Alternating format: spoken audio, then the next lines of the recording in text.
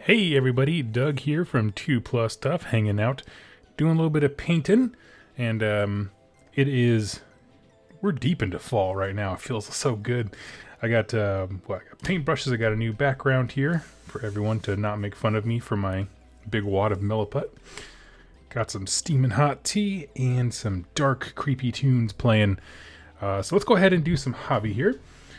Now, as mentioned before, if you guys haven't been watching, the new Auric War Clans book has me so freaking pumped to play that army that I'm basically taking a small break from the Nurgle project. And that's mainly because I placed an order for green stuff and it's just taken forever to get here. And then when it came, I did the bases just recently, so they still have to dry. So that project kind of hit a small, I don't know. I'm going as fast as I can, but honestly, I wasn't going to make any more progress on it anyway, so I might as well paint these up. So that's kind of where I'm at right now. So I'm just grabbing a whole bunch of Ardboyz. Just shove them all up there. I think I have 30. Yeah, because I used to run a unit of 20 and a unit of 10. So I'm just going to put them all out here. That's the nice thing about Ardboyz. They're such big, fat, beefy models that you can just kind of chuck them in that they will never break. Anyway, take over Mars. See you in the chat. Thank you. Yes, thanks for letting me know that everything's working, and I'm glad I could help with the driftwood. I'm trying to aggressively get over my cough, and so I'm trying real hard to drink hot liquids and that kind of thing. It's the last remnants. I cannot shake it. So let's see, what do I need? Techless blue. And I need Ulthuan gray.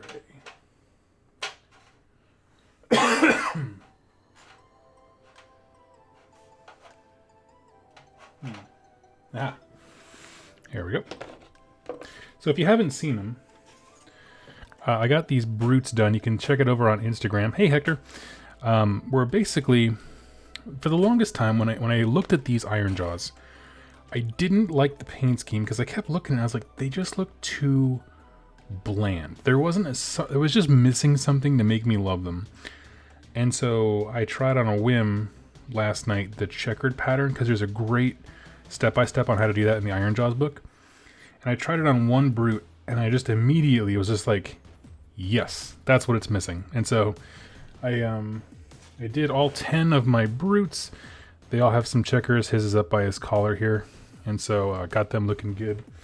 I'm actually, not only am I just like accepting of the army now, I actually really like it. And so I did the Mega Boss here. He's got some cool little, like, I don't know, white flame things on his arm. And a checker on his back. So that's the progress. So that's what we're going to do today.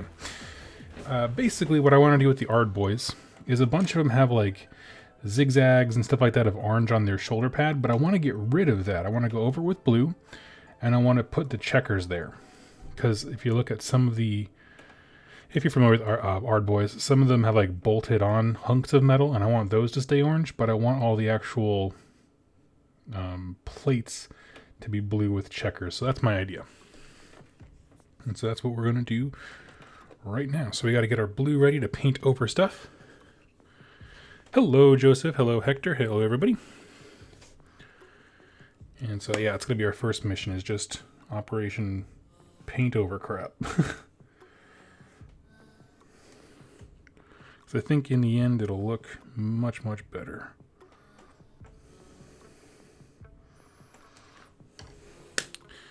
And for that, actually, we can get a big old brush for that. Because we don't have to be super gentle. Those are nice, big, fat armor plates. What is everyone else working on right now? I'm curious. For me, it's obviously Ardboy o'clock. Let me get my light situated here. Here we go.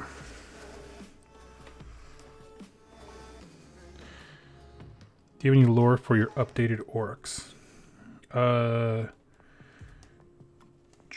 you mean Like, am I going to do a lore video for the new battle tome, or do you mean like, do these specific orcs have a thing of lore?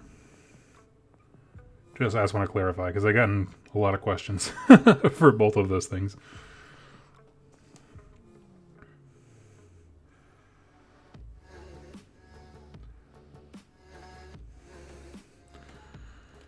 And let's see, to answer, well, if you were asking about, am I going to do more lore videos? Absolutely, yes.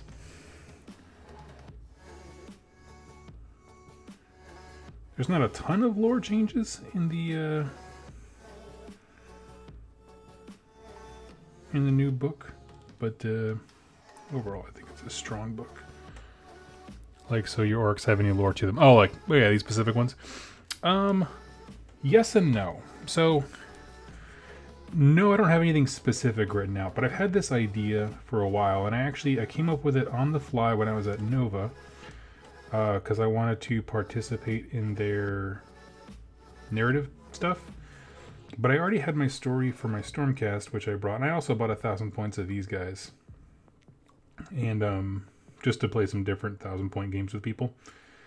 And so, basically, if you don't know how the Nova narrative thing works, they give you basically a free hero, and that hero you can upgrade his skills and abilities throughout the course of the event. It doesn't always work perfectly. I think if you want to go heavy into magic, it's not the best idea. But what I did was I used my free hero as the model I used was my Weird Knob Shaman. And the story I made for him was that he basically is like the prophet of Gork, and they call him, what did I call him? It was such a cool name. The Big Oracle. And Oracle, we use the word Oracle, but it's spelled Oracle. And he becomes like the seer and the important religious leader of a bunch of Ironjawz. So I haven't developed that anymore because I kind of put the army to the side since I got back. But now that I'm super reinvigorated into it, it's definitely going to be something that I revisit. Maybe kit bashing and kind of making a custom Weird Knob Shaman to be the leader. And what's super funny, and this is 100% coincidence, is the rules for the Chappas, which is the blue Ironjawz, like Stormhost equivalent in the book, are all based around a whole bunch of Ardboyz that follow a Weird Knob Shaman. He's the leader. And the bonus is that he gets the Mega Boss keyword, so he can do the big wall and that kind of stuff. So he basically acts like a Mega Boss. So I can have my big Oracle with a leader that's a Weird Knob Shaman, and it totally meshes with existing stuff in the book. It's just like, that is too on the nose, GW. Get out of my head.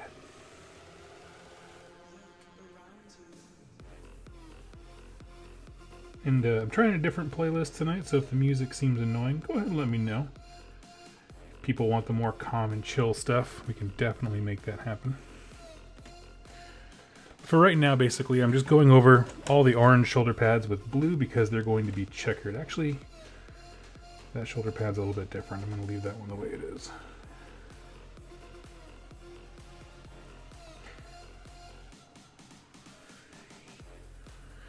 Let's see.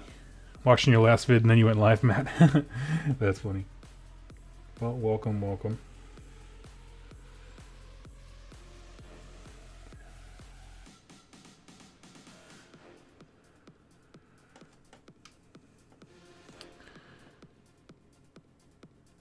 The music makes me feel like I'm in some club that I'm too old to be in. I like that. Let's see. What else do we got?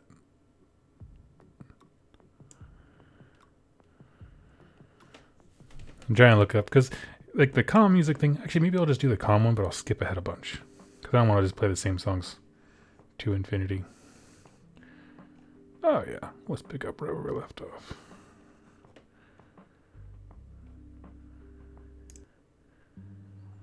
Here we go.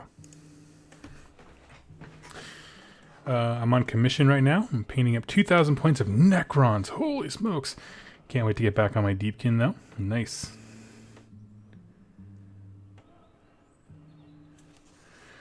Last time I checked, you were going to do demons to spawn. Now so many orcs. Yes, I do still have the demons. I mentioned before when I first started the stream tonight. Basically, I put an order in for green stuff to do the bases because I really liked having the bases done before I did the Blight Kings on that. So I was like, oh, I'll do the same thing. I'll put the bases together and then we'll paint up the Plague Bearers and just glue them right on there. Awesome, perfect.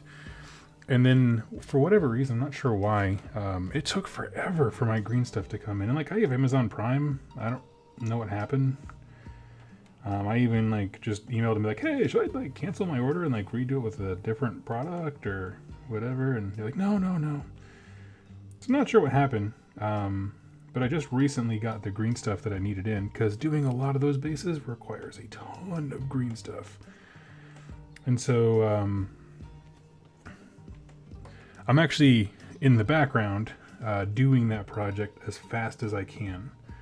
So like last night I rolled out the bases, and so they have to wait overnight to dry, and then I did all the crud that goes on, like the seaweed and that kind of stuff, and that takes a long time to dry. And so probably in the next stream or two there's going to be a whole bunch of me painting bases, kind of like I did the other time. So it doesn't look like it, but I am working on them very diligently. But because of that weird time gap, I'm like, well, you know, I have these guys like 90% done, right? I want to do like the checkered thing to make them like really pop, because I love the way it looks. Like, why not just do these? And then this way, even as I'm working on Nurgle stuff, I have a fully painted army that I really enjoy. And I can go use that.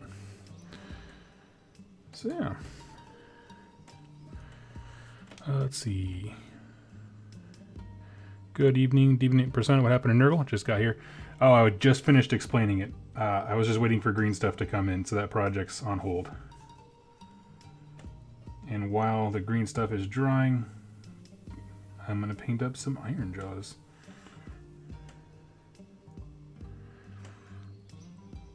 Let's see. Starting rather late tonight.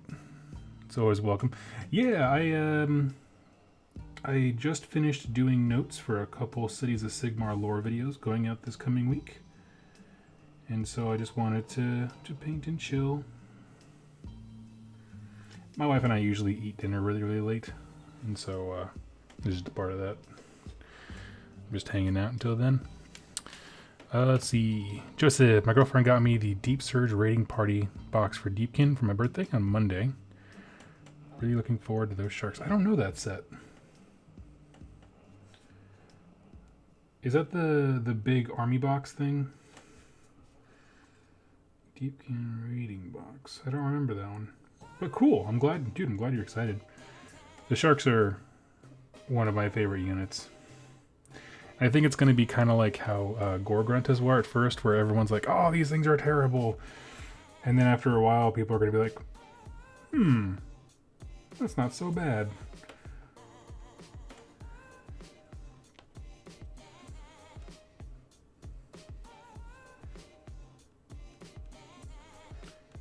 But I don't know enough about the faction to make a big comment on that. I just find that happens a lot.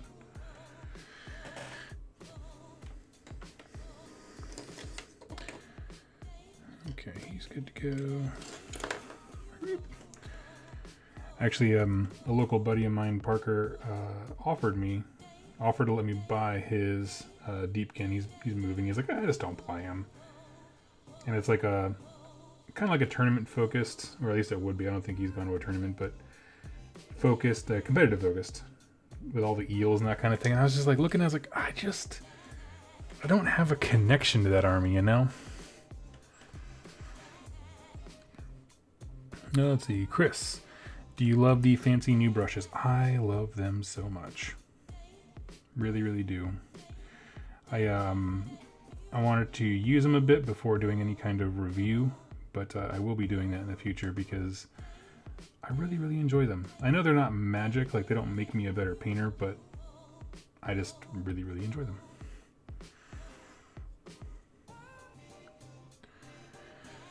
Let's see.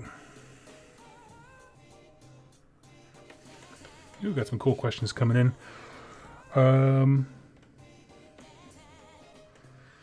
I just finished up my 20 Plague Bearers and a Herald up on the Magkin Facebook. I actually think I saw it just before I hopped on. I didn't know it was you. That's awesome. Let's see. I think I'll be buying a couple of the green stuff rollers. The one I have used for my Selena stuff has been awesome. Yeah, man, that was a big change for me, was using rollers, because I've never doing those kind of like more. I do consider that more of a out there hobby thing. Like, it's so not necessary and standard. But since I've done it, it's like, I love it. I love it so much. The issue I ran into is just like not making every army that I go from now on being on a green stuff base, because I don't want to buy that much green stuff. But yeah, it's a cool little easy way to step up. Let's see. Cold Shoulder. So was it Vince or the new book that made you stick to the greenskins? It was definitely the new book. I got it. So if y'all don't know, I was on Warhammer Weekly recently with Vince Ventrella. That's why he said Vince. And before the show started, because there were some technical problems, we were just chatting to each other about. I had zero interest in Ironjawz leading up to Nova. They've been sitting collecting dust for a while. I actively did not go to a tournament specifically because I didn't want to play them with their old book. And I just wasn't having a good time.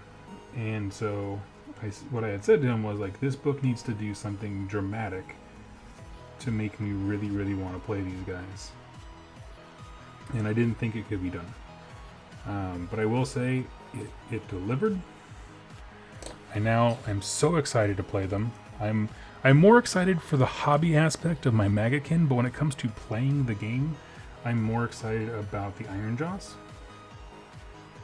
And the reason is a few. They definitely, I think, in terms of game language, stepped up a notch. By that I mean the fact that all the Ardboyz that have different weapons are now one weapon profile. Like, that doesn't, on the surface, that's like, oh, well, that's convenience. Like, but it's more than convenience. It makes the game, it makes the army so much more approachable. I just love it. There's a bunch of little stuff like that, like the fact that they cleaned up the wall ability and I don't want to say streamlined it, but they definitely like just made it so much simpler.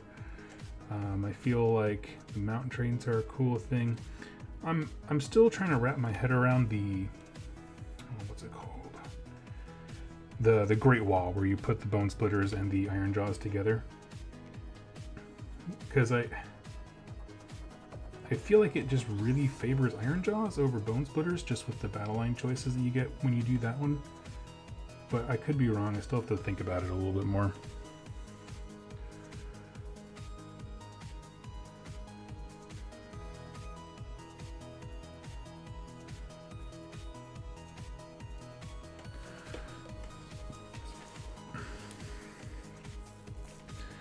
So yeah, Hold Culture, it was 100% the Battle Tome. If you have any questions about that, or those thoughts, go ahead and ask away.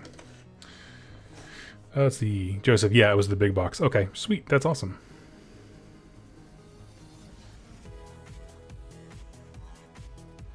Have you ever bought resin bases for a Force? Just got some resin bases for the Daughters of Cain. No, I never have. I've grabbed like my Glotkins on a resin base, but that was 100% out of convenience and not because I wanted that base. GW was just sold out of his base size like for forever, and so I was like, well, this local store has a resin base for that size. I just wanted to play the Glotkin, so I was like, done, sold. But I think that's pretty much it. I think the closest thing to doing like a fancy resin base army was when I did the Slaves to Darkness were all on the Shattered Dominion bases from G-Dubs. Which, in hindsight, didn't like. Kind of a nightmare. For whatever reason, I don't know if it was the pose or the feet or what, had the hardest time getting my Slaves to Darkness to stand well on them. Hey Doug, sorry if you answered already. How are Bone Splitters now with the new book? They are strictly better. I haven't really talked much about Bone Splitters. They are strictly better.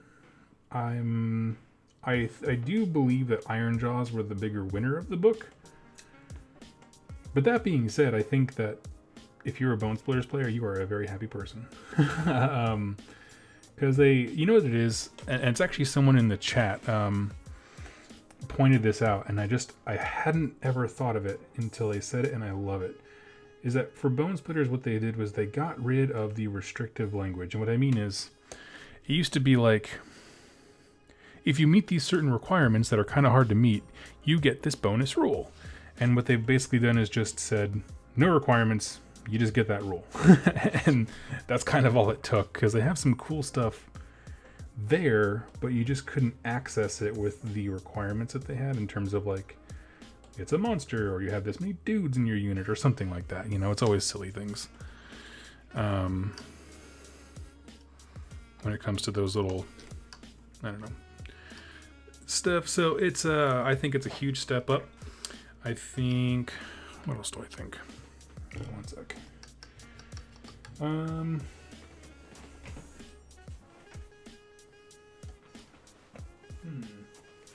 Yeah.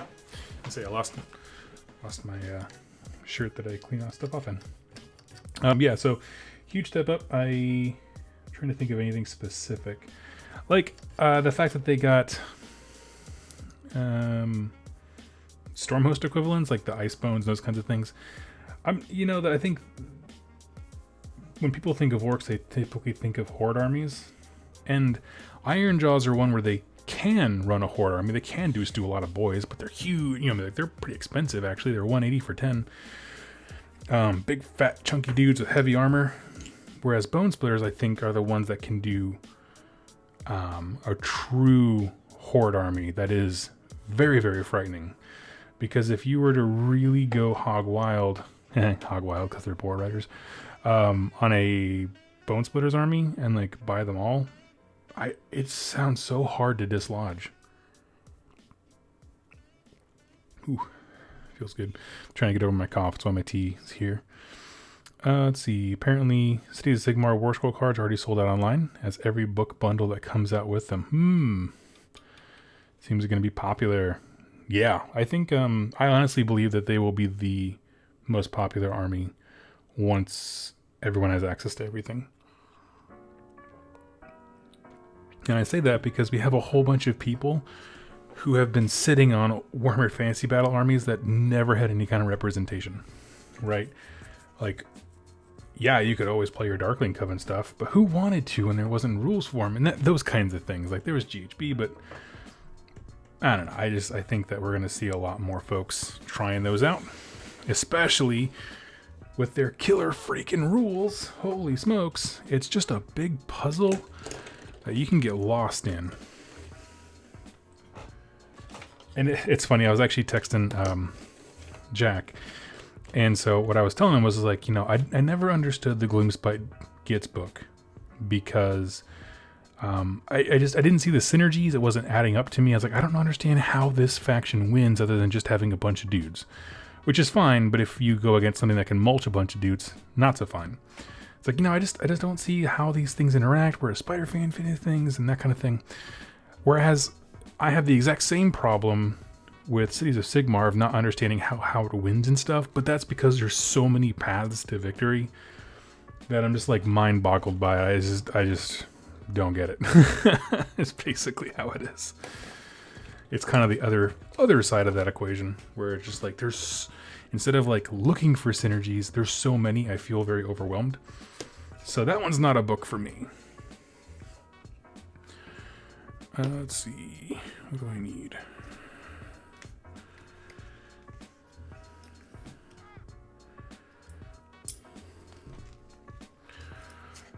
Let's see. like I missed somebody. Oh yeah, question. How well do you think that Darkling Coven made out in the new book? I haven't heard anything good so far, but no one seems to run them from Anvilgard like I'm planning. Let's take a look. So the Anvilgard stuff, from what I understand, is not the hottest. Living City, Greywater. The important thing to remember is that just because flavor-wise, Anvilgard will have the most of them does not mean you're limited to them. So just keep that in mind. But you can take Charybdis, and that's amazing. I'm all about Charybdis. Charybdi. You know, I think...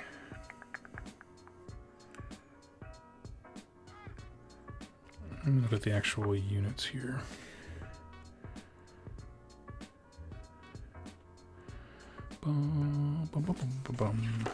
I like how they have the book. I think the book is organized perfectly, where they have everything kind of subdivided by its race. Here we go. Blackguard, Executioners, that kind of stuff.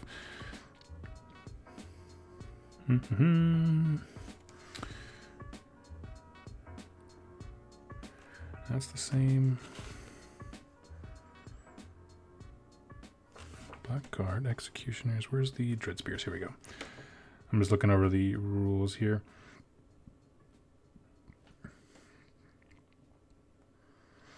What I would say is, you know, the old school allegiance ability of like always getting the buff for being your maximum size unit and that kind of stuff, super far gone. But I do think you can make something better with what's going on in the cities. Just because I feel like you have access to so much more. So I haven't looked at them specifically, but give me a little bit of time and I will. It's just, I don't want to just read on a stream because that sounds incredibly boring for y'all.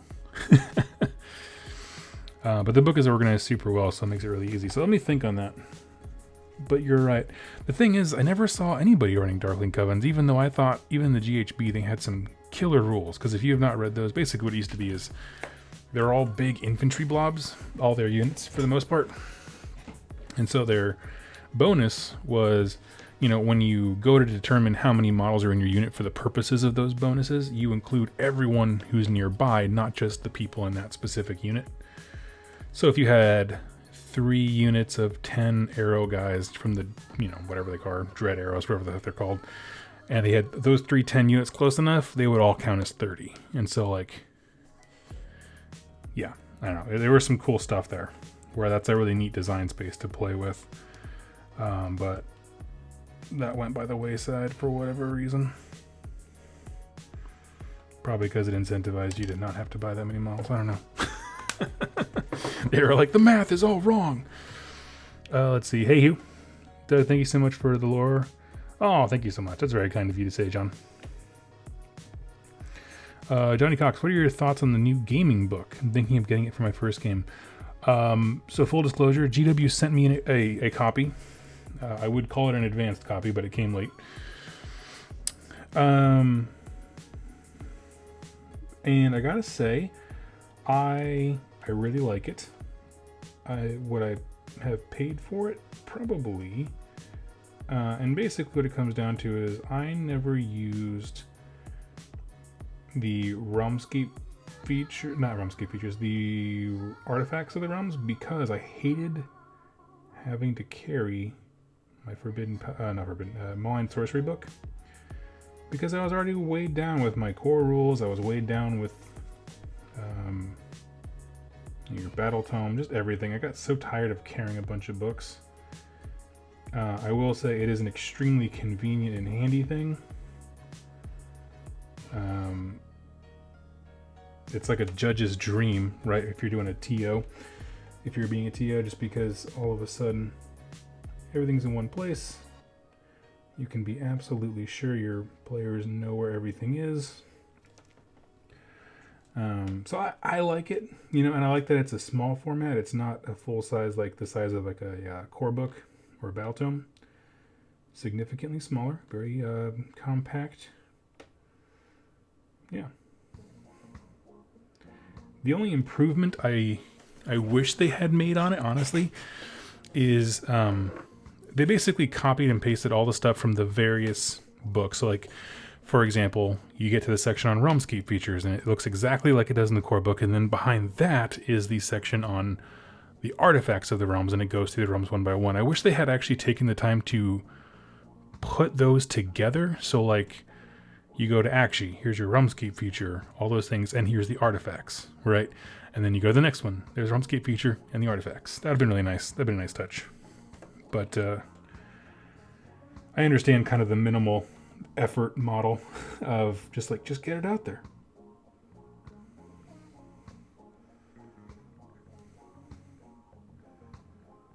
But, and honestly, if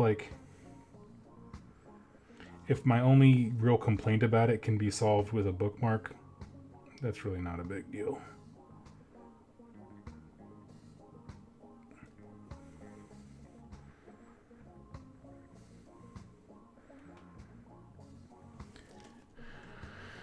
Let's see. If you have any more questions about that book, go ahead and ask. I have it somewhere around me. M. McMahon. Question, is there any info about the new Ironjawz Shadespire warband in the new Battle Tome?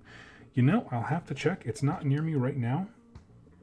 I hadn't even thought of that, but I certainly will do a lore video on it if it is, because I've actually been waiting on that.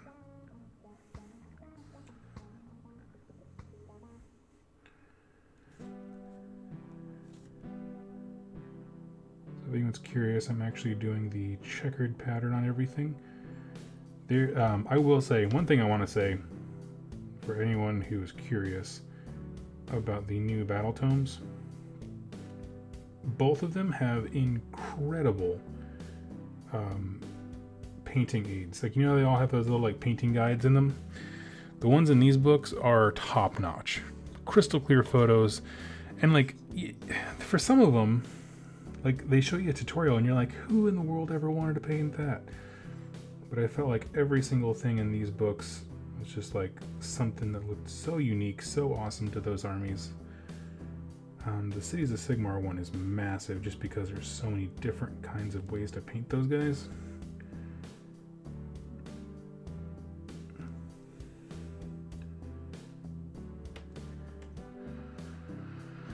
Let's see. Oh, cool. Questions are pouring in. Thank you all, because it makes it a lot quicker, or it makes hobby progress a little bit easier when there's just questions and discussion. I almost feel like I have been left off of the hype train. I'm not super remotely interested in the Cities of Sigmar army, but that seems to be everywhere. Honestly, if I'm super honest with you, I'm excited about the lore, but I wasn't really tempted to start one. Mainly because I know if I was going to, it would involve a lot of conversions, and I'm just you know what? I'm already up to my gills with the Magakin stuff, so hard pass. I had a buddy offer me his Deepkin, and I was just I don't know if I can handle another project right now, bro.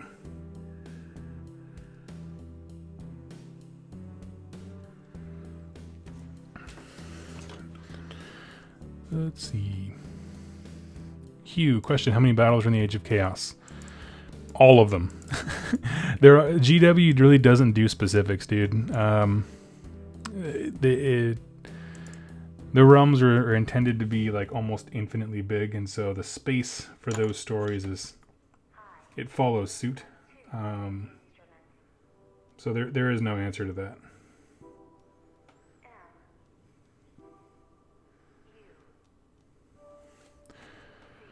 Let's see. I would say 85% of AOS core rules was fluff and art. Yes, it is totally. And I do like that little book. It's super handy. If you're someone who, that's the thing is I would still encourage people to buy the core rule book for sure, because I think it's a cool thing. The art's fantastic.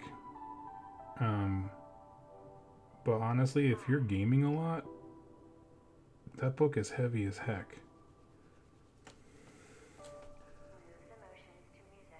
So I think there's value in having everything kind of nicely put together in the smaller format. Question, are you going to do a video on Darkling Covens? Yes, I will.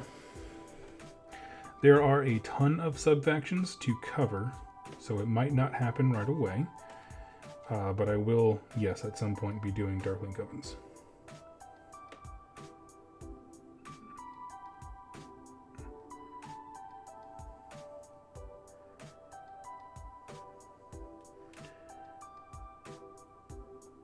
I'm basically going to do them in the order of how much I've been asked about them, which puts Free People and Dispossessed right above Darkling Covens and Wanderers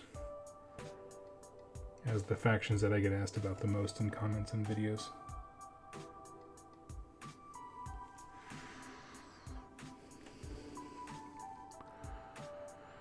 Let's see. Question, does the new Orc book make the Ironjawz obsolete? Like the old Ironjawz battle tome? Yes.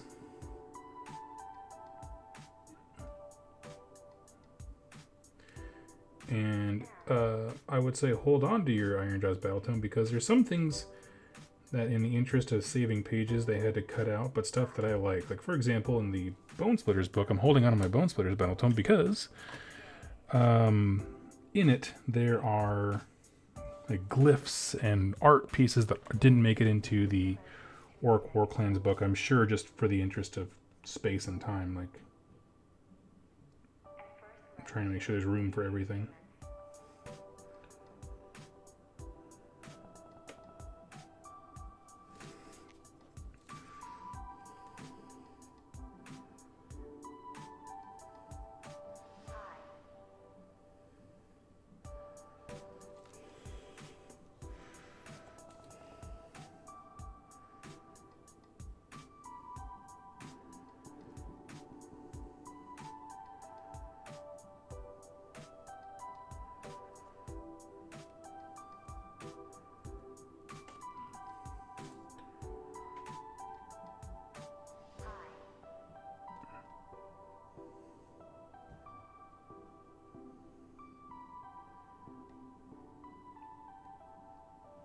One second, I'm just filling in some detail on these guys.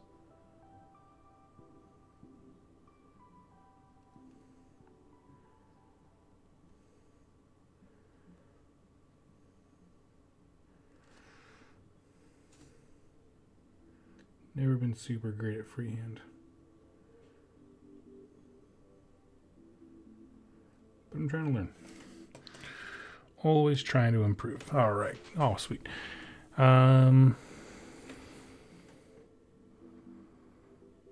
It's about evening. Would you say the new gaming book is ideal for the first-time player, or would they be better off getting the GHB and core rules? Honestly, grab the gaming book. It's really cool. If that's what you're looking for, is the rules. It has the scenarios from GHB, the last 2 years of GHB in it, which is super cool. That'd be my suggestion.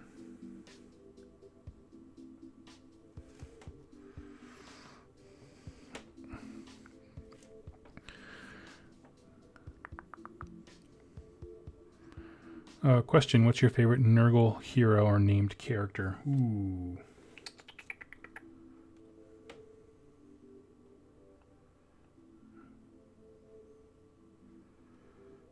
Nurgle hero. I gotta go with the Glotkin. The Brothers Glot. They just have a super kind of tragic story. I'm always attracted to the hero, or the villains, I should say, that have a really tragic backstory. And they were one where, like, them falling to chaos had very little to do with them. It was stuff that happened outside of their control. Basically, when their mom was pregnant, she got super sick and basically offered her unborn children, the triplets, to Nurgle. And becoming the Golotkin was just him kind of collecting that debt. And it's like, but that had nothing to do with them.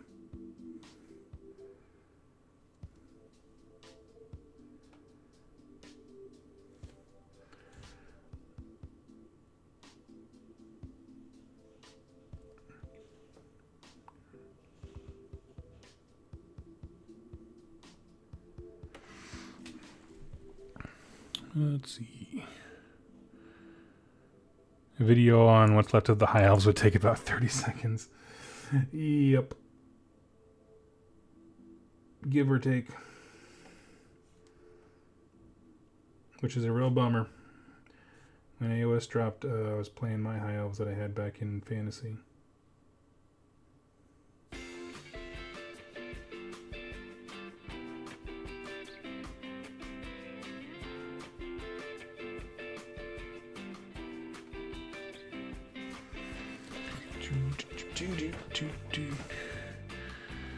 Let's see. When are you going to make a lore video on Jack's Seahawk Stormcast?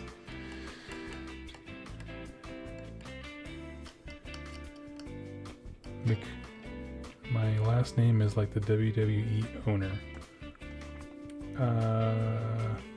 Is it McMahon? Is that his name? I don't know. I don't know him at the WWE. that reference went way over my head. I think that's it. I apologize for earlier if I missaid your name. Well, he has to make some lore for them outside of just being Stormcast colored. And then I will.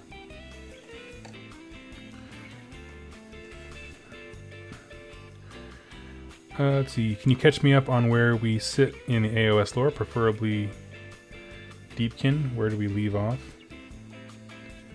Oh, okay. We left. The last thing that happened in AOS lore was the Big Bad Necroquake, which was Nagash's like power play, I guess you could say, in Mortal Realms.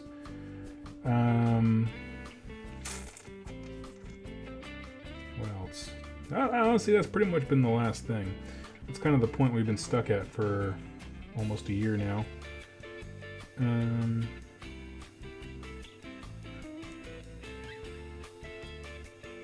Deepkin haven't played a prominent role in that story. I'm honestly not sure.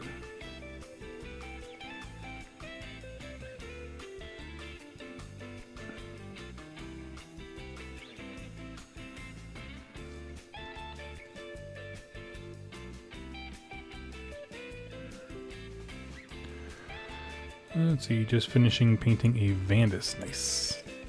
Question, who is your favorite Chaos faction in AOS?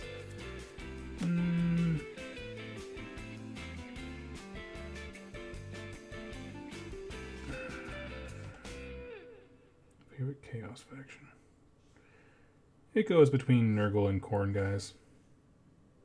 It's always the mortal side of things.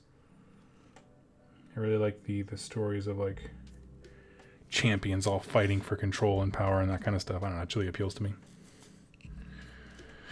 Let's see. As someone heavily interested in Stormcast, do you think Cities of Sigmar is a good pickup? So there are rules restrictions for how many Stormcast units you can have versus Cities of Sigmar units. I don't have them right in front of me to be able to tell you what they are, but there are some like things you'd want to know about.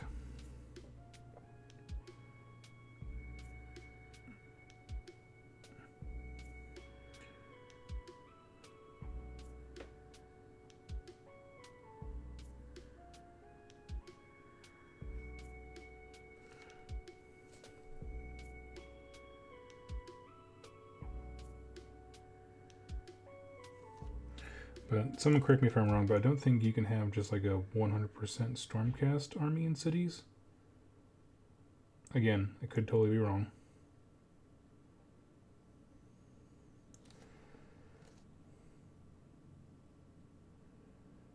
I spent the whole day looking at the lore section, not the rules.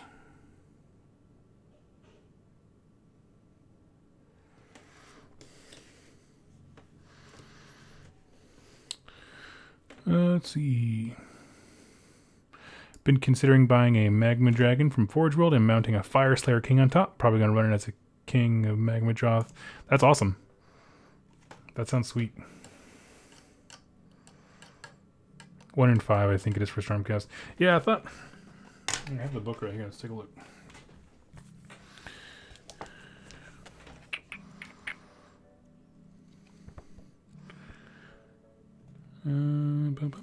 Pass it. Let's see.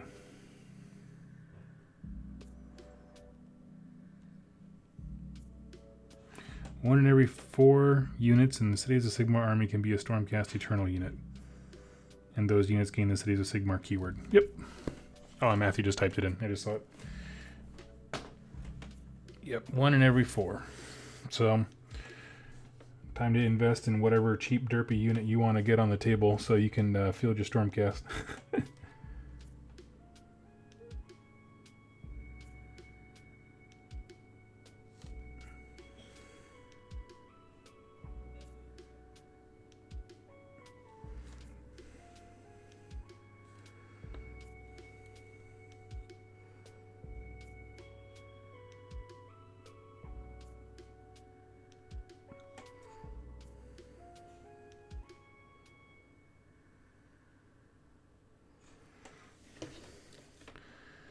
Let's see. I want to make a privateer army with 1 straight-laced Stormcast guy who keeps getting roped into pirate adventures. That sounds fun. Take cities, but only use Griffhounds for the Stormcast units. Oh my gosh, yeah. Here's a bunch of cannons and guns and some doggos. That's amazing.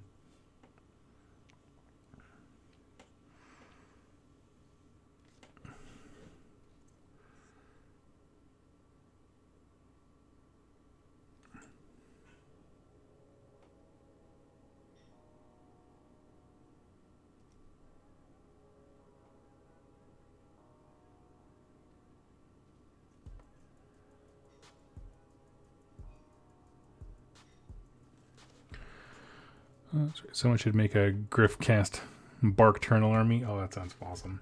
You're killing it.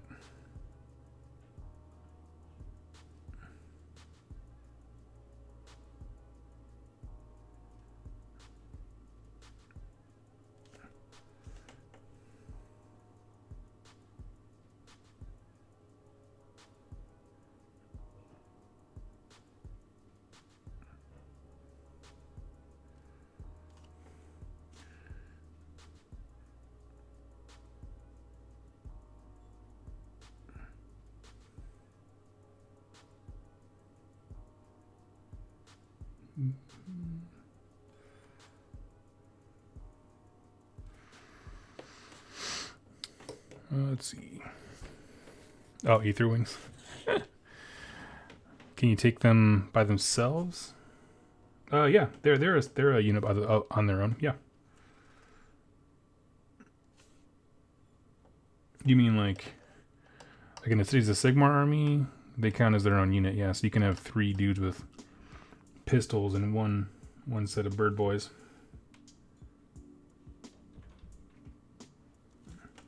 Hey. Can you open my wine for me? Yes, come on over here.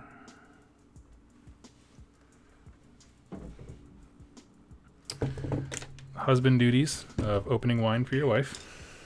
If you're under 21, avert your eyes. Oh, it's like cork is disintegrating. Don't mess up. Everyone's gonna judge you on your live stream. I know, yeah. Doug can't handle his booze. He can't even get to it.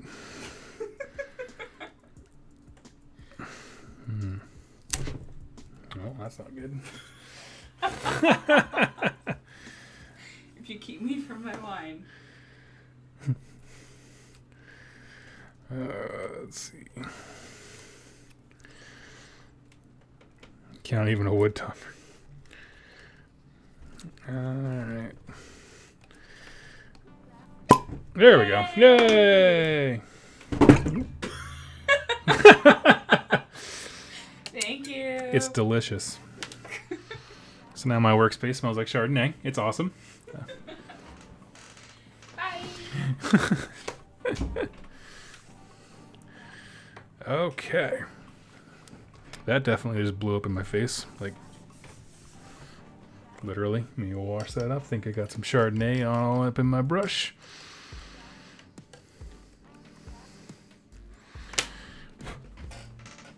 Let's see here.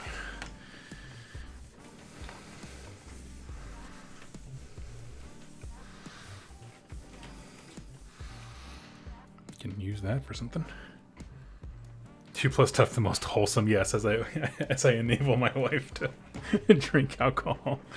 So wholesome, much Hallmark. I love it. Grab a shot of tea here. Okay.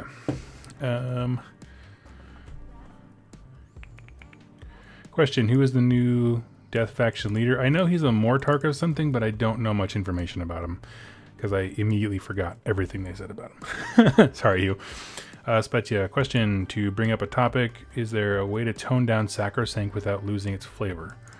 Sacrosanct is a hard one. If anyone else has any suggestions, what are some great ways to like reel in the I don't know how effective Sacrosanct are. They're just kind of good, and that's not always great for local game night when, you know, even if the person's not trying to be a power gamer, right? Sometimes rules are just super good. Like, it happens all the time.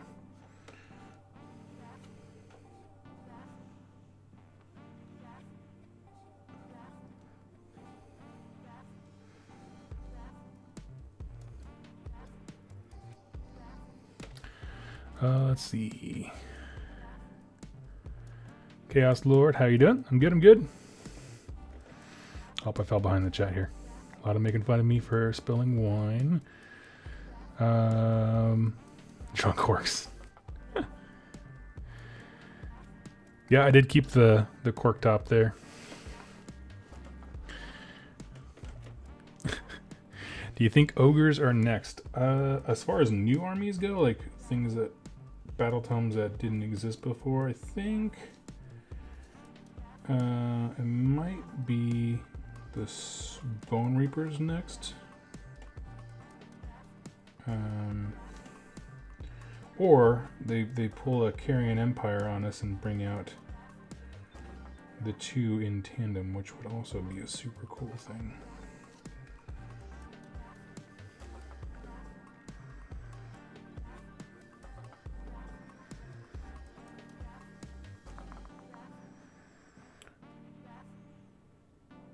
As a SNES player that despises playing broken armies, I feel your pain.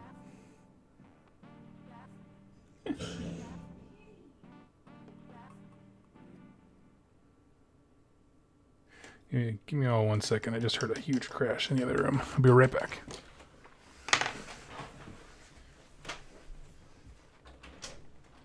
Everything okay? Yeah, he was in the sea. He broke the glass.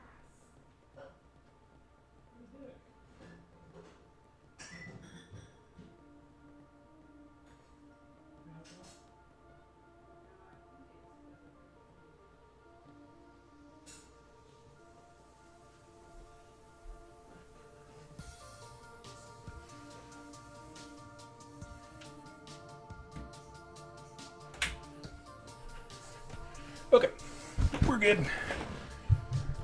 My cat was a jerk and just knocked a whole bunch of stuff over. As cats are wont to do. Let's see. Question: what conversions would you try to do with Maw tribes for the Man-Eaters to bring them into Age of Sigmar? Which one of the Man-Eaters? Let's go to Games Workshop. I'm not actually sure.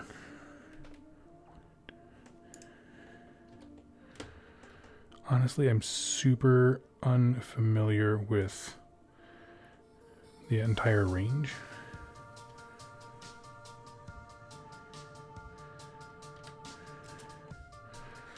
Okay, so those are kind of like the one-off heroes, all kind of looking unique. I have no idea.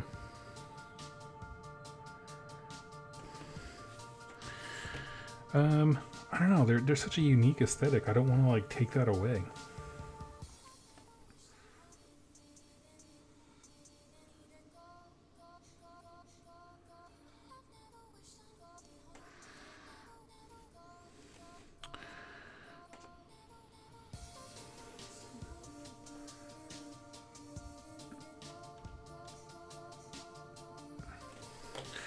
And now I'm just outlining all of the places that I want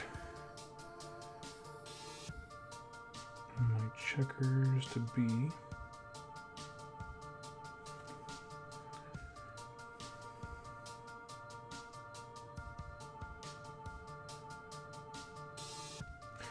I don't know how Harlequin players do all this stuff, man. This is a lot of work.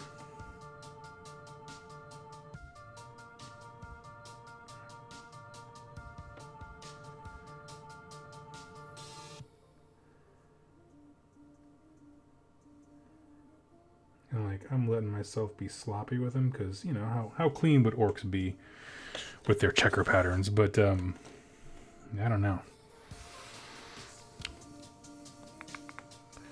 Thin your paints with wine. That's how I paint so fast. Everything's thinned with wine. Just becomes amazing.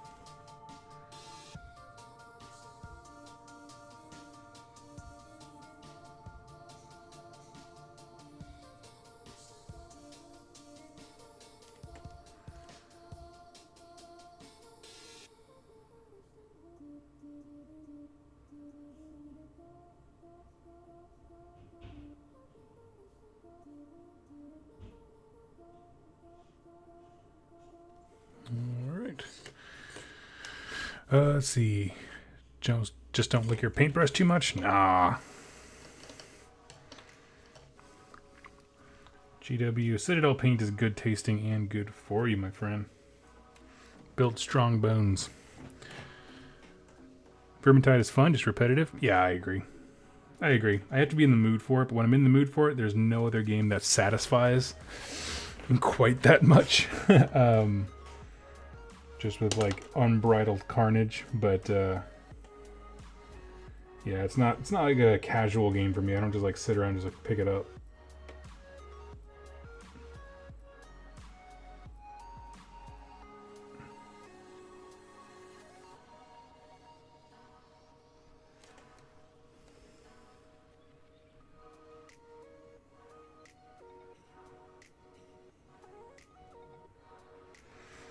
Let's see. Do you stream every Sunday? I try to on Sunday evenings. It's Saturday for me right now, so it depends on where you are in the world.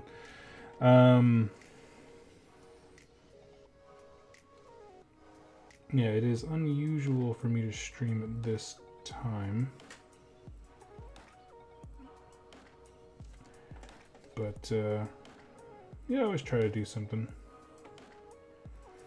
I like to do just very different times to always be able to catch someone at different parts of the world. And I like to do one every Friday morning for me, like maybe like 11 o'clock, something like that. Because that way it's a really good time for people in Europe. But this week I had to work, unfortunately.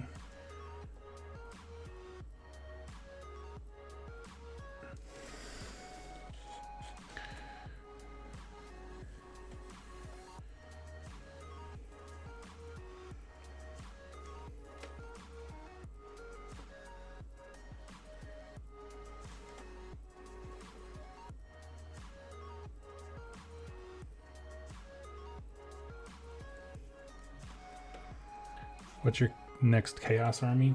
You know, I don't know. Like, again,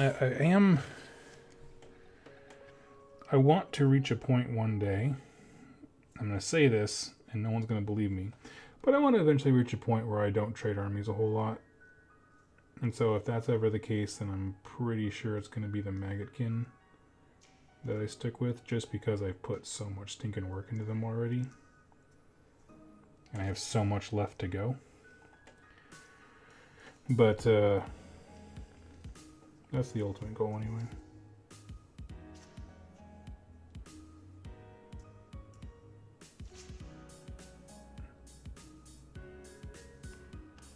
We'll see. We'll see how they if I enjoy playing them. And that's something that Jack was super worried about, is like me getting into an army and then just not clicking with its playstyle. And so it might just be a thing where they're like a hobby project, but these guys are, I'm all about their rules right now. Not because they're powerful, because they're very straightforward and easy to remember. Let's see. Spezia, question. Do you have a flag idea for your army? Remember that broken bone flag from Fantasy? So the ones I went with for their standards, I don't know how well it shows up here, but he has like these like very jagged spiral arms on his. So hold that there for a second. And then the other guy is kind of like, again, it's jagged, but not the spirals. It kind of comes up like flames. I'm going to work on doing a symbol, like a specific symbol for the army, if that's what you mean by that. But no, I don't have one yet. But I think I'd want to make it something that would kind of include the bone splitter elements. And that's why I kept my bone splitter battle tome, is like, there's a lot of great art, and one of the pieces of art in there is actually just a list of glyphs that the bone splitters use to communicate with one another. They don't have a language, like a written language, because that's way too advanced for them. But they do have like glyphs that denote like, here's big stuff that you can kill. You know what I mean? That kind of stuff, where they mark out their passages, where they like to go and hunt for things.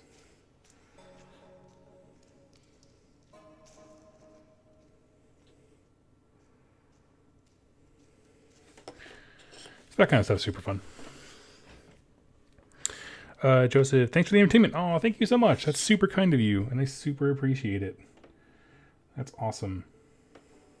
It means the world to me when people are like, hey, I like the cut of your jib, and it is like, help me out.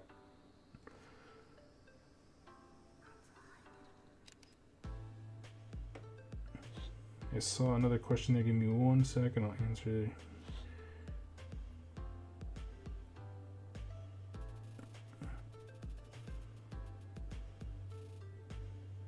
Okay.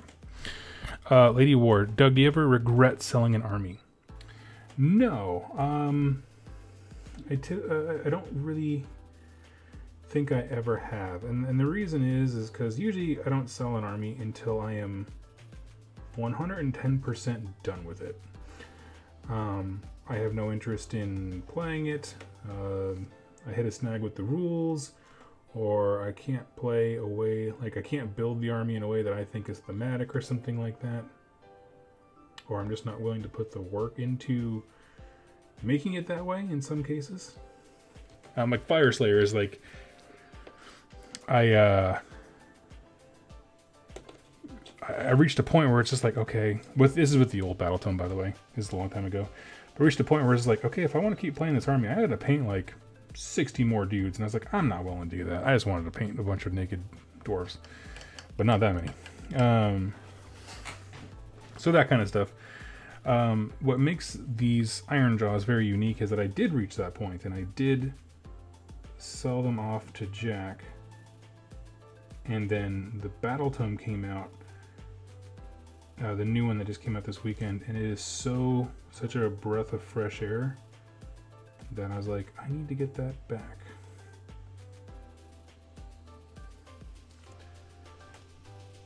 So they are certainly an anomaly in that sense.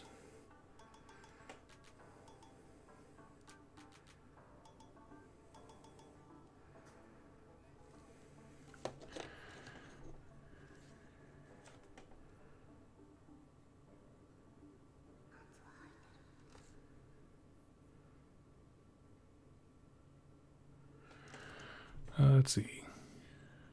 Isn't that just written language with extra steps? Pretty much.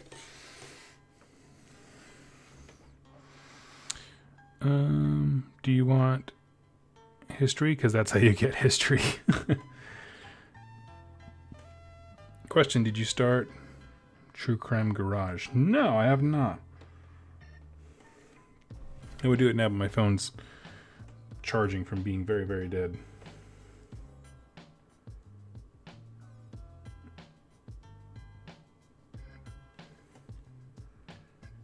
I mostly enjoy the last podcast on the left because they make it humorous. It's not humor that's for everybody, that is for sure, but I enjoy it.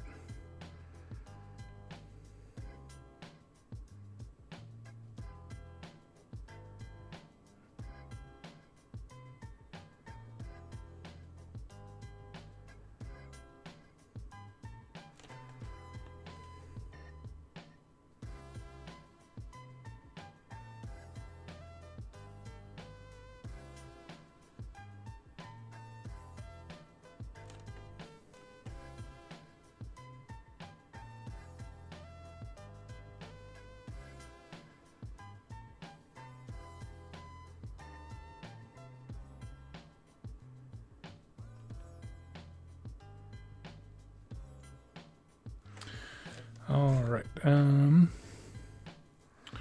What's in the Legions of Nagash? Just about every death thing.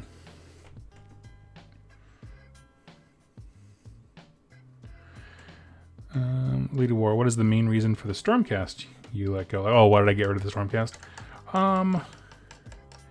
That was one where there's a few things about the Stormcast Battle Tome that I do really think are kind of a bummer. Like, for example, I think they're battalions. To me, a battalion should be like a flavorful way to play an army, and they are so boring. They're just random hunks of troops thrown together. Some of them are great, some are terrible. Almost none of them are worth their points.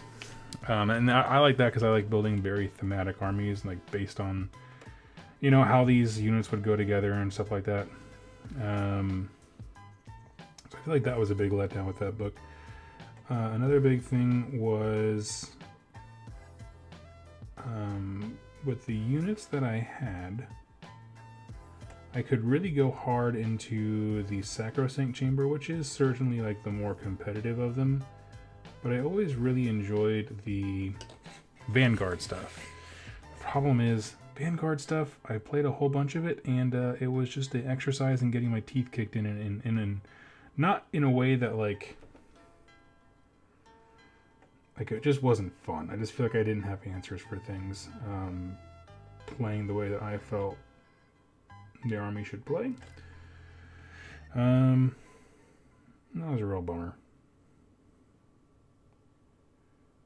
But for anyone who loves the Sacrosanct stuff, like that's, I mean, it's a good lot. So, and then I went to Nova, and I saw how much work everyone put into their armies, like with the basing and the conversions and all that stuff. And I was like, I want to do a hobby project that really pushes me. And because I had gotten them all secondhand, I didn't do any like conversions or anything like that for them. It would have been too hard once they're a pain to go back and do that. And so I just decided, you know what, clean palette, let's start all over. And that's why I'm building everything for Nurgle, so I can do all those green stuff and conversion things and all that kind of stuff.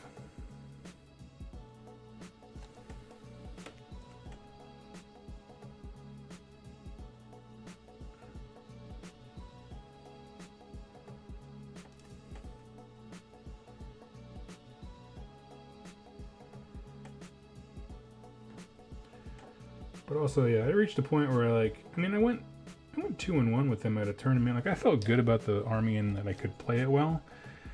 I just honestly, I didn't like the way they played. The best way to run Stormcast right now is heavy shooting, and it's like, that does nothing for me. And I was talking about with Jack. He's kind of my tournament guru. He's very good at the game at a competitive level. He also does Stormcast, so we can have, you know, cool discussions about units and that kind of thing. And, you know, I painted him as Celestial Vindicators basically for aesthetic reasons. And I wanted to run them that way, which makes sense. But, you know, he pointed out, like, you know, they're a melee-centric storm host in an army that doesn't have the right kind of melee punch.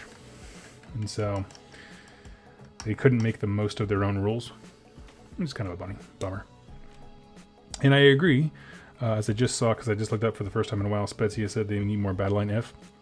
Yeah, I agree. I also... having it be impossible to have anything on a Mount B battle line is a real shame for that book.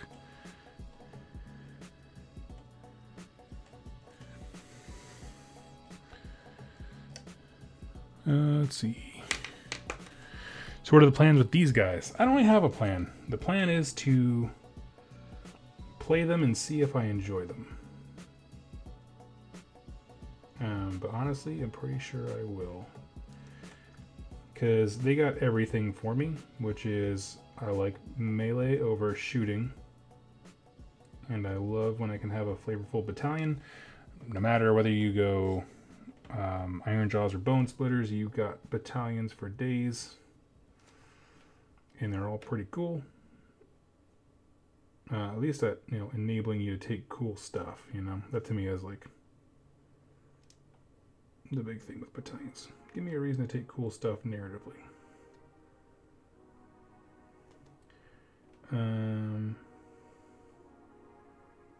What else?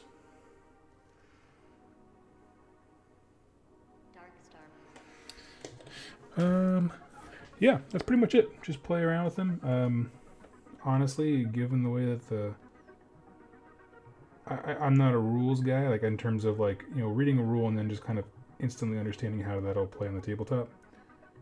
But I can tell just from the cursory glances that they will be a threat in the tournament scene, so they might be my tournament army.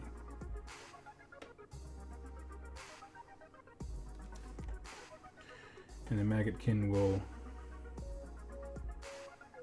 they'll be what I take if I want to win Best Painted.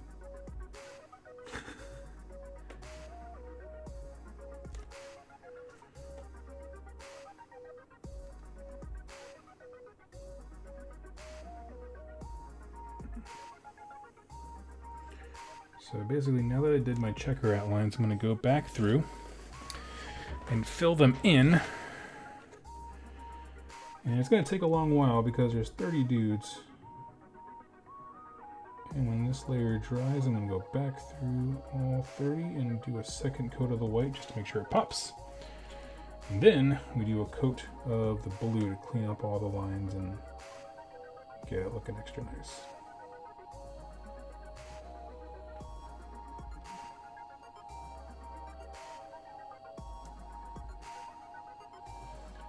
So not hard work, just kind of monotonous.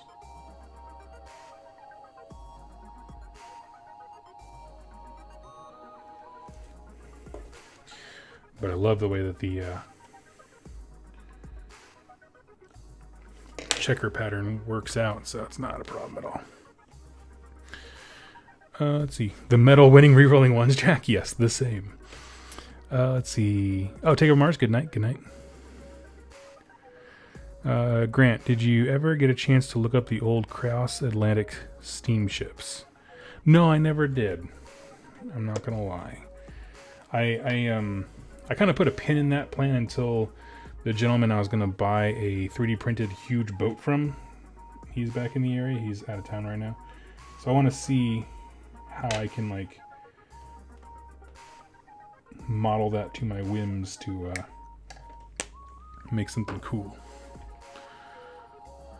Let's see. I have a bin of Celestial Vindicators at the moment, and they look really nice. Awesome. Yeah, they're great. I had a fun time painting them up. Joseph, do you have the new Orc Tome on hand? I do. It's right behind me. Do you need something from it? Question, just because it was really useful for me, can you explain the answers versus question army build type? That was massive in my list building. Yeah, so the idea is fairly well. When you're making an army, choose to do one of two things. You can either ask a question or bring an answer. And by that I mean, when you're asking a question, you're building a list to pose a specific problem. Can my enemy handle blank? If the answer is no, I win. If the answer is yes, I might win, I might lose. I don't know. It's a game. And so I can give you an example of that. We could do shoot cast, right? We'll take a look at like a shoot cast army. Can you handle this many long strike crossbow shots? Or can you get to the heroes that make the synergies happen fast enough to kill them to stop this from happening? If the answer is no, they're going to shoot you off the table. With death, it's like, can you handle this many skeletons coming up? Or can you handle this many Gristlegore beasts or whatever? And so with those kinds of lists, again, you're asking your opponent a question. Can you handle this? When it comes to answer lists, the idea is knowing what the big prevailing stuff is in the meta, and then building a list that is intentionally designed to have a way to deal with all those things. So the idea there is like, I'm flexible enough to be able to play the objectives game, which of course objectives win you the games. But that flexibility is based around knowing what's in the field and having a response for each one of them. And it's a harder one to do, but it's probably the closest thing we would call to like an all-comers type list.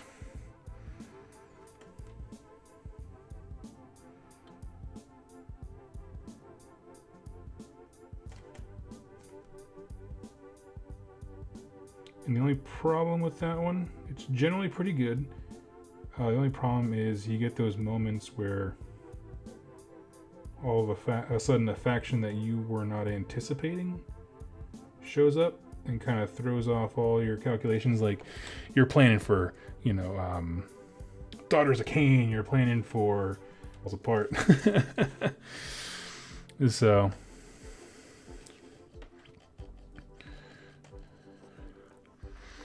if you have any more further questions about that concept, go ahead and ask them if you're looking for something specific. Let's see.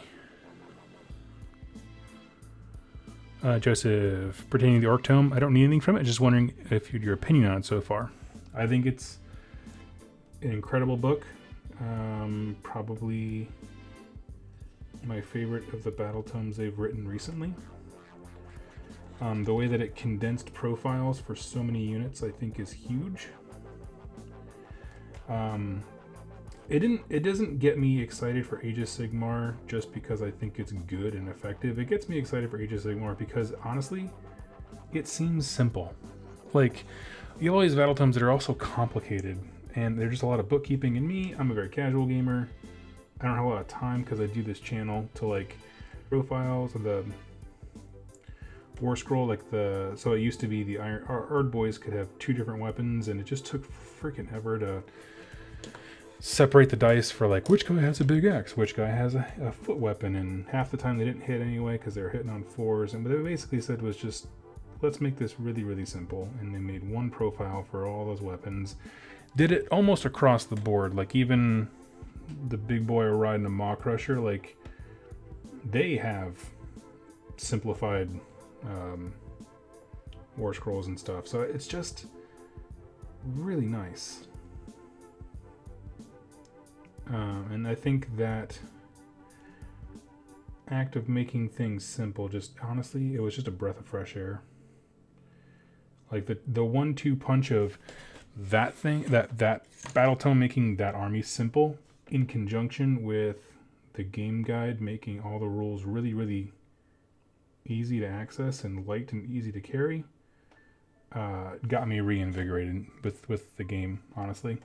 Because when I was going to Nova, like people who watch the channel, they know like I was kind of burnt out a little bit. But since Nova, I was all about the hobby, and then with the Iron Jaws book coming out, I've gotten really, really excited about the game again. So hopefully that answers your question. Those are my thoughts. I think it's just wonderfully designed. There are some things that need some FAQs, but all in all, I'm very happy about it.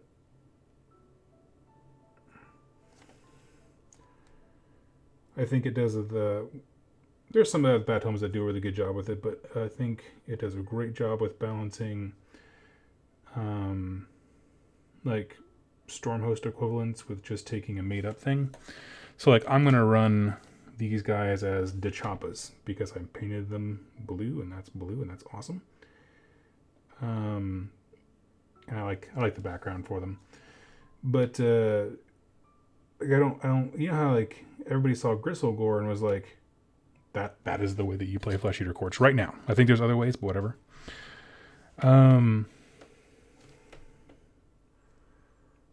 But I don't think this book has that. I think there's so much merit to doing your own thing with your own combos, just as much as there is all of the sub-factions also make sense if that's what you want to run. It's very well internally balanced.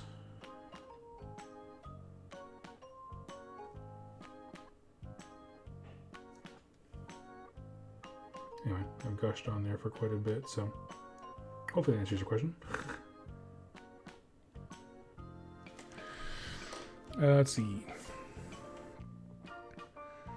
Question, have you ever used fog/smoke basing for your models? What is smoke basing? I'm unfamiliar with what that means.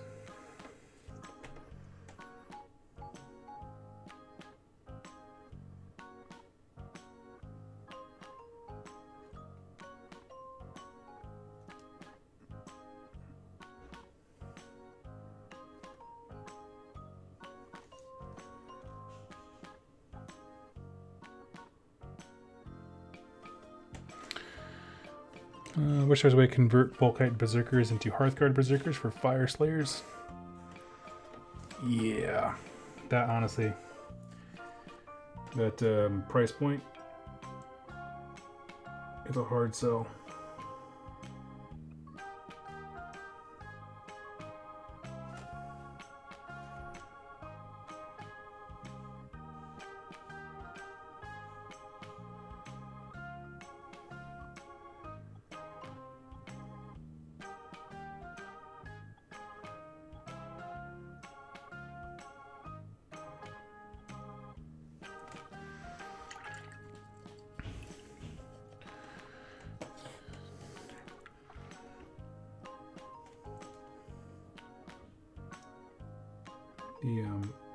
I don't know, I think between the two new battle tomes that came out, I think the competitive scene is decidedly more excited about the Cities book. I think it's just based around the number of unit options and the kind of stuff like that. It's a big puzzle to try and figure out. But I think initially you're going to see a big surge of Orc players because they already have the models, they're already kind of drilled in with the strategy of just running forward really well, getting free movements and that kind of stuff.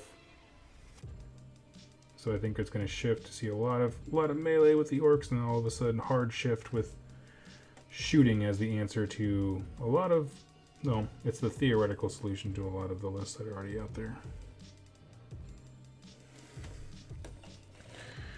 Bitsbox from eBay might be able to find those two big hand axes. Yeah, it's still a pain with the way the model holds weapons and that kind of stuff to be able to model them right. I know exactly what he's talking about. I had those same units, and like even back when the Jam was running a whole bunch of Volkites, I still wanted to run a whole bunch of Hearthguard.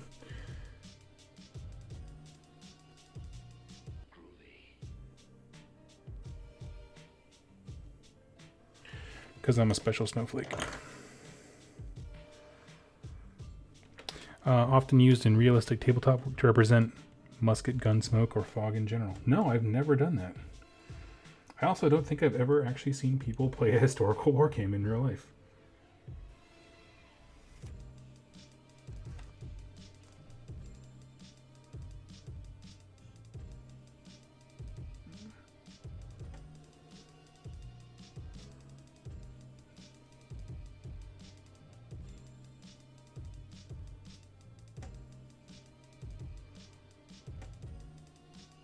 We had a bunch of people who wanted to play bolt action here locally.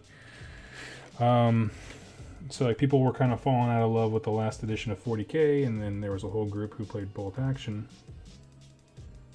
So the 40k guys try to get into bolt action, but the problem is historical wargamers and competitive 40k players don't mesh so well because competitive 40k guys really just aren't about the history and storytelling that historical wargaming is really, really good at.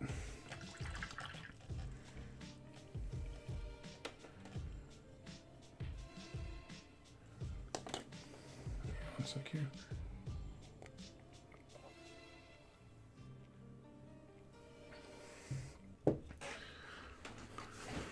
Cold shoulder. Apparently their arm placement doesn't allow them to really convert well. Yeah, they're kind of stuck.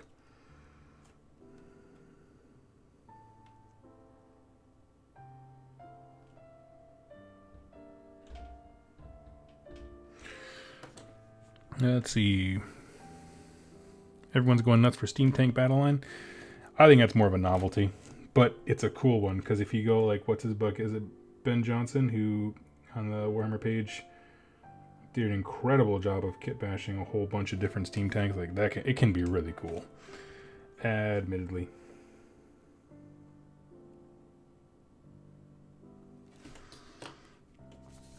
Push these guys off. Spetsy, a question. What's the line in the models between this has more wounds and this is armor? I don't think I understand the question. Can you rephrase that for me?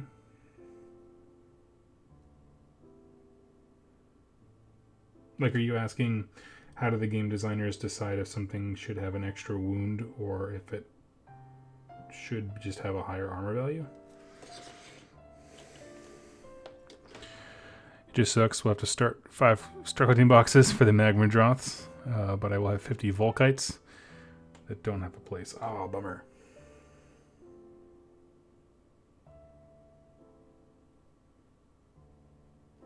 Yeah, that's a rough one. I don't have a simple solution for you. Other than, it sounds like it's time to fall in love with Volkites.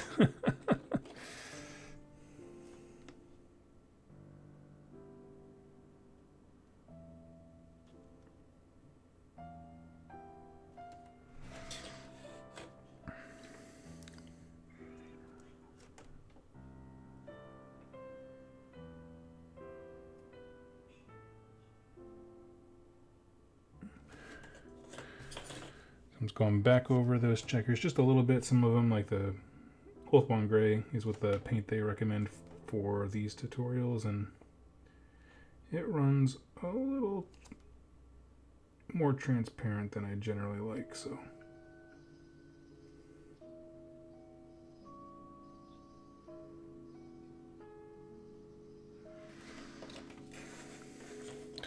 Lofnir Lodge is kind of annoying since it wants Magma Droths, but also Orc Hearthguard. Interesting. Don't Fire Slayers wear nothing but thongs? And jewelry. They wear jewelry. They got big Flava Flav style keys. You know, he has the big clock on his chest. Follow up. Like Volkites have 2 wounds, but are shirtless. Very something like Saurus Guard, which allegedly have beefy Slon skin, but only have 1. Well, I think that's just an evolution of the game. I think it comes down to what Games Workshop wants to represent most of the time. So, for example, the Fire Slayers, yes, they're shirtless, but they're also like super head to toe covered in runes and all these kinds of magics that keep them fit as a fiddle. I also think that, you know, Saurus is a hard comparison simply because that book is so old. I think if it was made today, it probably would have 2 wounds on the Saurus Guard. Or whatever the more elite Saurus dudes are.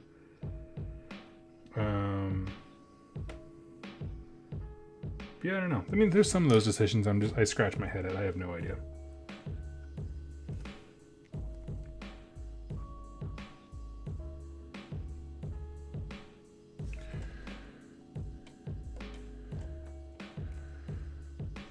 We live in volcanoes, but you want to wear a lot of clothes.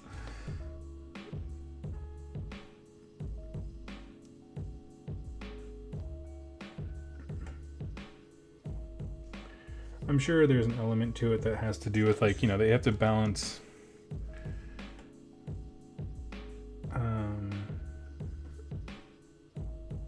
you know, the story around the units, like the flavor of the unit they're trying to create, but having to temper that with, like, okay, but that needs to actually work in a game, so like we need to come up with rules. And so I think through playtesting is where they kind of come up with that idea of, like, okay, this should be wounds, no, this should be just a better save, that kind of thing.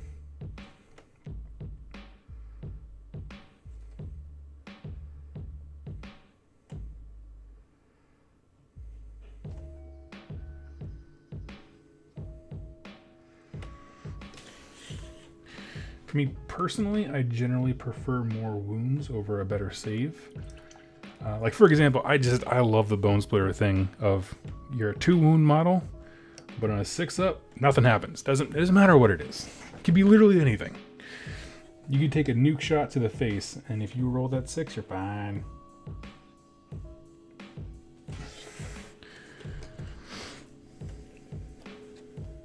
Let's see. Did you paint the area black, then gray, or gray, then black? On what?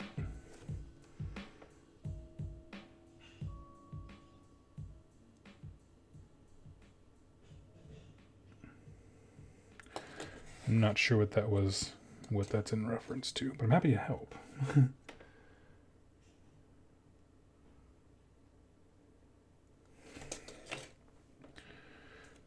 Runes make them fireproof.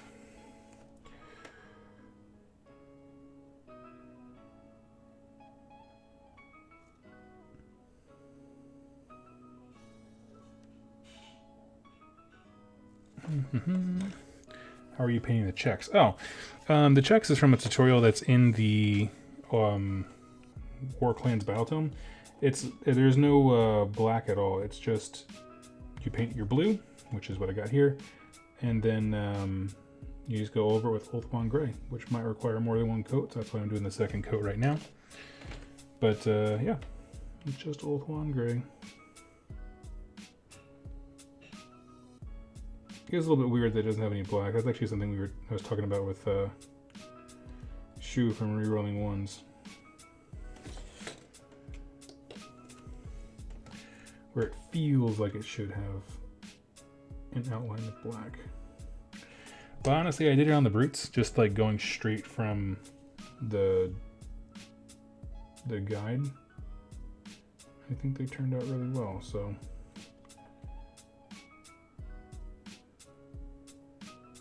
Just stick with it.